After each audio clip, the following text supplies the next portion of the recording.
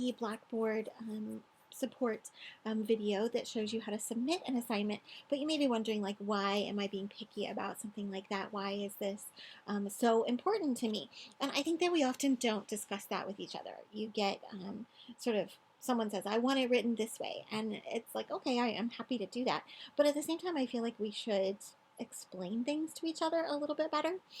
So if you're in our classroom and you go to any particular week, so in this case I've gone to week 2, and then from week 2 I clicked on assignments, which brought up the discussion and it brought up the reading response.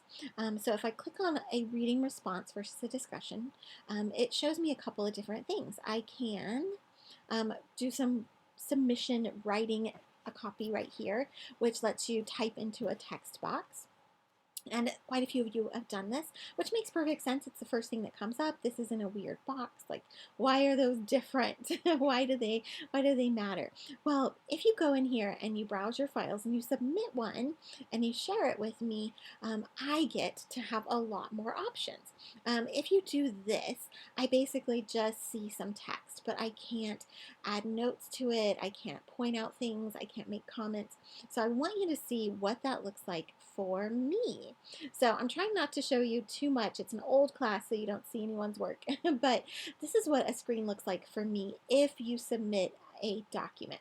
If you don't, I don't see any of this, any of the blue or any of the black line or these pages.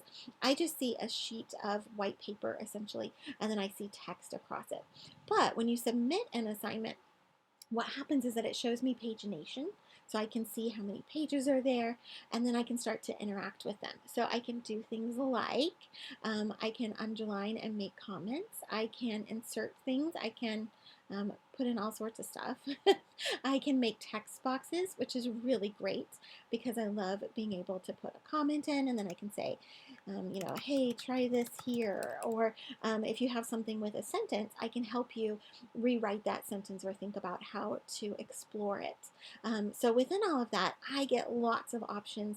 I especially love that I can make comments, so I can highlight things that you have written, and I can leave a comment about it. And this isn't just about me saying like, oh, you made a mistake here and you made a mistake there. What I want to do is point out things that you're doing really well. I want you to know that that's a working or that you did really good with formatting. And then I also want to be able to say, hey, this is where the comma should go. So there are lots of things that I want to help you with.